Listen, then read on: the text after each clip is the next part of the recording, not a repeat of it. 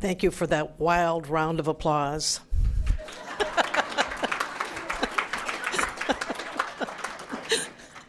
I am Chaplain Joy Stevens, and I'm with a ministry called Good News Jail and Prison Ministry, and Tony Stella is going to be up here in a moment to tell you some really exciting things that are happening within the jails and prisons in our nation. I will say that I've talked to many of you who have been doing trauma healing in jails for a long time.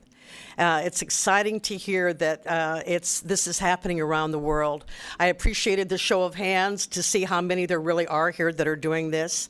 And I'm a tad bit embarrassed because we in America are kind of airing our dirty laundry on the issue of incarceration. And Rod, thank you so much for talking to us about the very real problem that we have.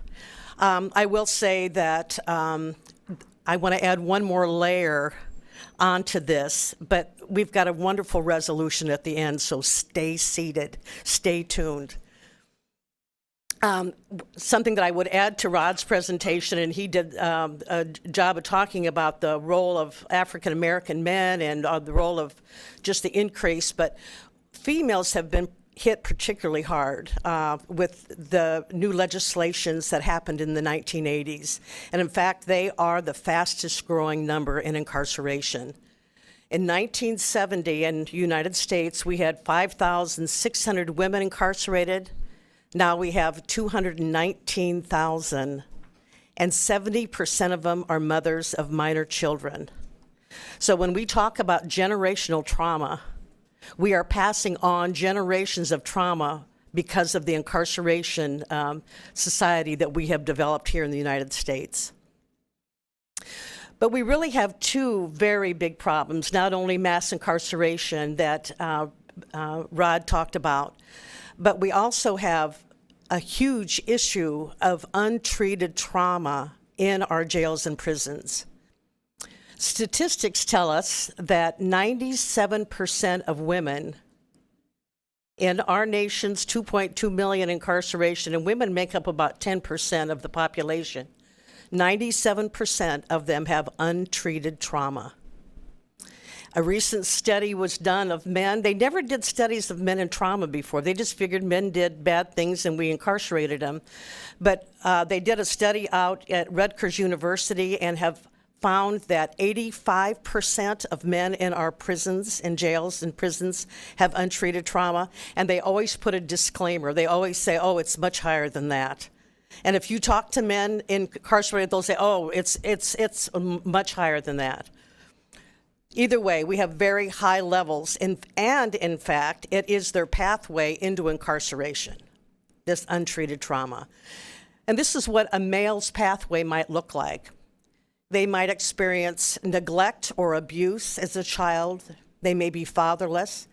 I don't think I've had a man in any one of my classes or any one of my groups in prison that had a father. I don't think I remember anybody that had a father. That's a huge area for a young man. The neglect, abuse, they get into substance abuse not because they love drugs, but because they don't want to think or feel. Drop out of school, join gangs, unable to get jobs, and then the offending behavior, and then the cycle begins.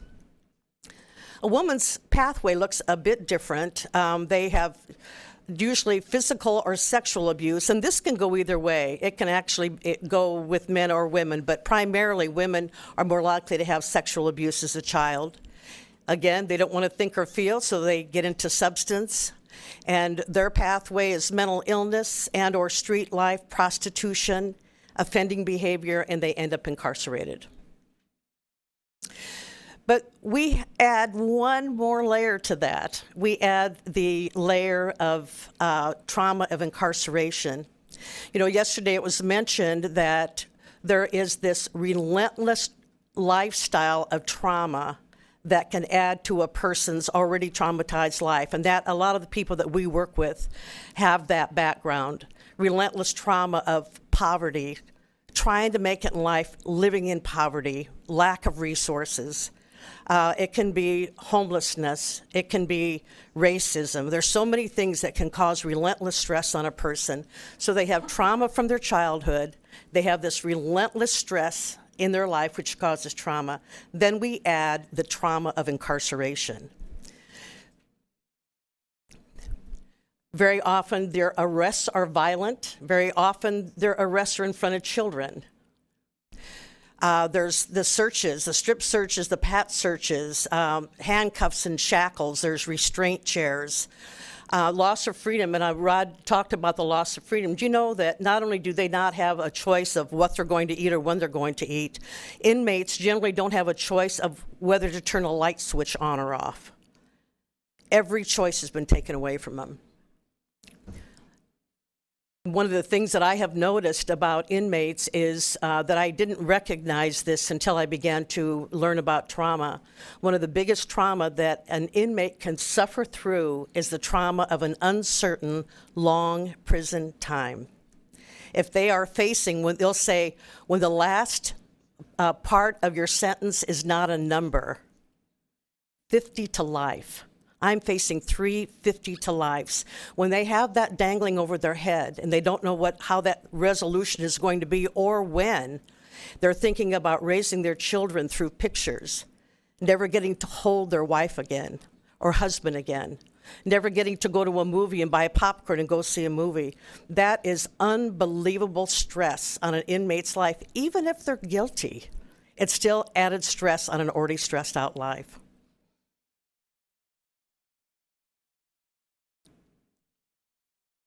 This is a picture that was drawn in one of our groups by an inmate who had started doing time when he was 15 for murdering his brother. And he was deeply touched by the trauma healing groups that he was in. But this says it.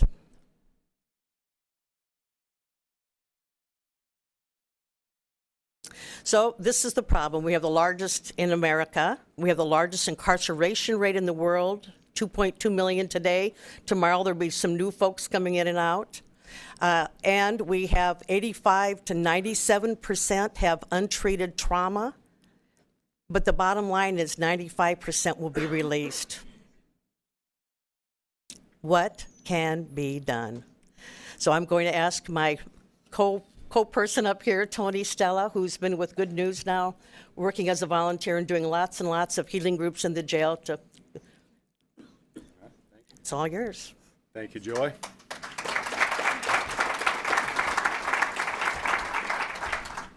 Good morning.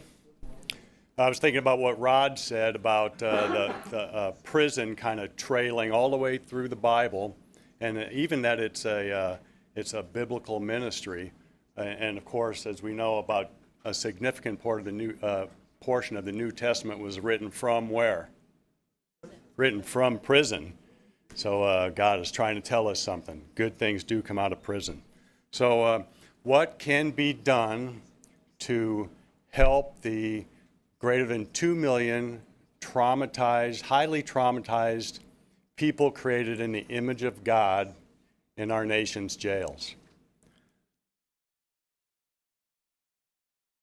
Well, there's a response.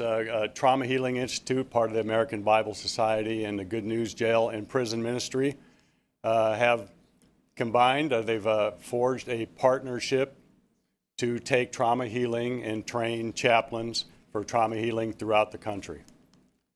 And it's happening right now. Healing wounds of trauma are moving across our nation's jails and prisons. We are in phase one, and this is training correctional people, so chaplains and volunteers. And eventually, we will train Good News Jail chaplains and volunteers in over 100 facilities throughout the country.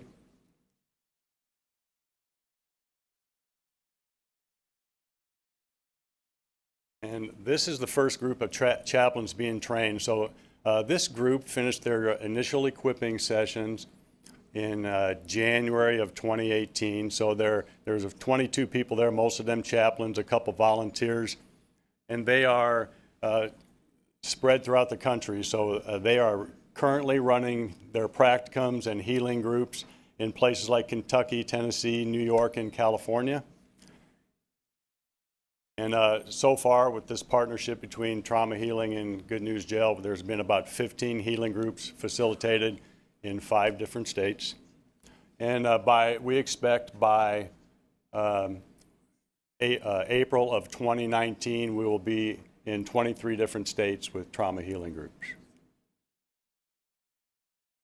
The correctional trainings for the rest of the year, we're running probably about one group every month for the next year. So it says 9 initial and advanced trainings. The next one is next month in Chicago, and we'll go almost every month till April of 2019. And we'll have the vast majority of Good News Jail chaplains and volunteers trained to perform trauma healing groups. Now, this is something we're really excited about. We contextualized the material. So we took the classic material from Trauma Healing Institute and contextualized it for the inmates, just to kind of meet their specific needs having to do with incarceration. Now, the great thing about this book is it has actual laments and testimonies and drawings from some of the initial people who participated in healing groups. So the drawing that Joy showed you with the man there, that came from one of the, I think the first men's group at our jail, healing group. So that's in the book. The inmates get to keep these books.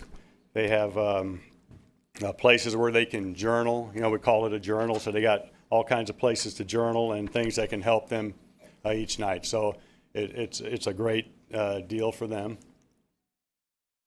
Not only did we contextualize the material, but we felt that it was very important to contextualize the training. So as we train facilitators, it's just a unique place to do healing groups in jail, in prisons.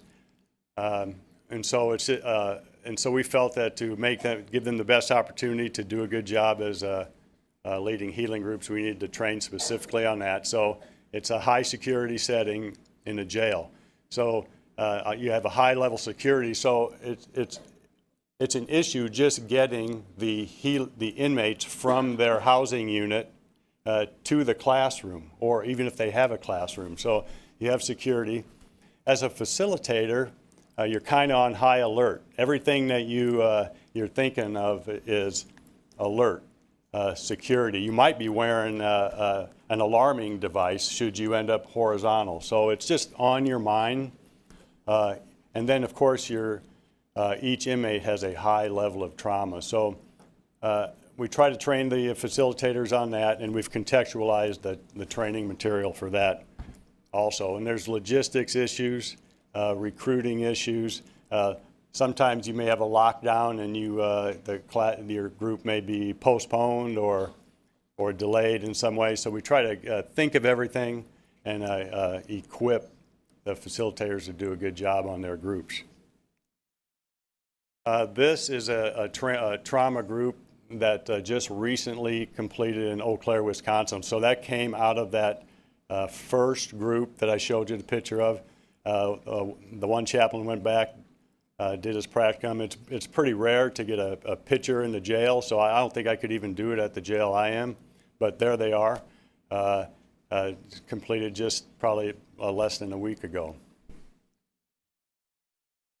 And then I have some testimonies. So as I was thinking of this, I just thought that I would read you some testimonies from some inmates. Most of these are pretty new within the last couple weeks, and there's probably one that's a little bit older. But I'd like you to just hear what some of these guys and ladies are saying about their groups as we take trauma healing to jail. So here's one. I was amazed at how I was able to open up from the deepest rooted issues in my life and be able to openly share and discuss them, which in turn has definitely begun some sort of healing process, which I never believed was possible or could even have existed.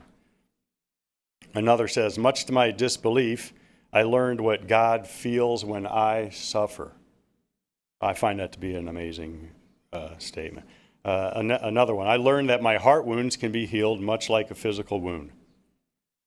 Another, this class has taught me how to make a lament, take my pain to the cross, and forgive others, including myself.